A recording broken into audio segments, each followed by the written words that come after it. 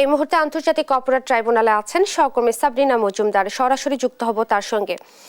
সাবরিনা, হাসিনার বিরুদ্ধে পরোয়ানা জারি নিয়ে কি কি তথ্য আছে আপনার কাছে, আমাদেরকে জানাবেন।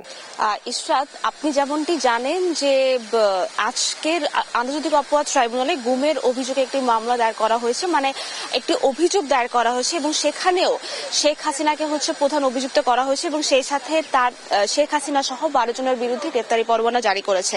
এবং আজকে সকালে যখন এই শুনানিটি হয় তখন চিফ প্রসিকিউটর এই যে গুমের যে অভিযোগ বা 2009 সাল থেকে 2024 সাল পর্যন্ত শেখ হাসিনার নির্দেশদাতা হিসেবে যে গুমের ঘটনাগুলো আসলে ঘটিয়েছে এবং যে যে কারণে আসলে গুমের কারণগুলো তুলে ধরা হয়েছে সেটি চিফ প্রসিকিউটর ট্রাইব্যুনালে পেশ করেন এবং সেই সাথে তিনি 12 জনের বিরুদ্ধেই গ্রেফতারি পরোয়ানা জারির জন্য তারা আবেদন করেন, কিন্তু পরবর্তীতে এই যে ট্রাইব্যুনাল জারি করে।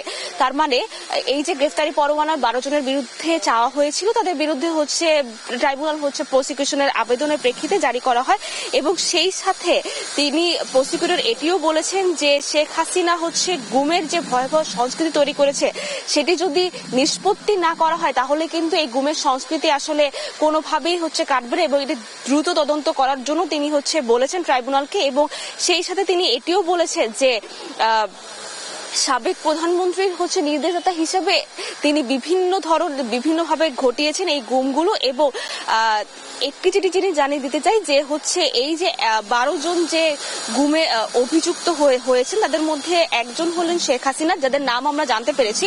আমরা প্রসিকিউটরকে আসলে বাকি জনদের নামও জানার জন্য জানতে চেয়েছিলাম, কিন্তু তিনি বলেছেন যে তাদের নাম যদি আসলে উঠে আসে তাহলে তাদেরকে গ্রেফতার করার আগে তাদের পালিয়ে যাওয়ার সম্ভাবনা বেশি। তবে আমরা যেটি নাম বের করেছি সেটি তারেক আহমেদ সিদ্দিকী এবং বেনজির আহমেদ এবং শেখ হাসিনা, এই 3 জনের নাম আপাতত জানা গিয়েছে। বাকি যে 12 জনের মধ্যে নাম আছে তাদের নাম আসলে জানানো যায়নি।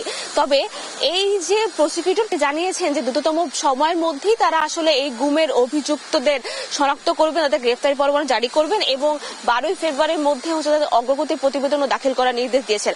তো এই ছিল সর্বশেষ খবর আন্তর্জাতিক অপরাধ ট্রাইব্যুনাল থেকে। ইশরাত, ধন্যবাদ আপনাকে।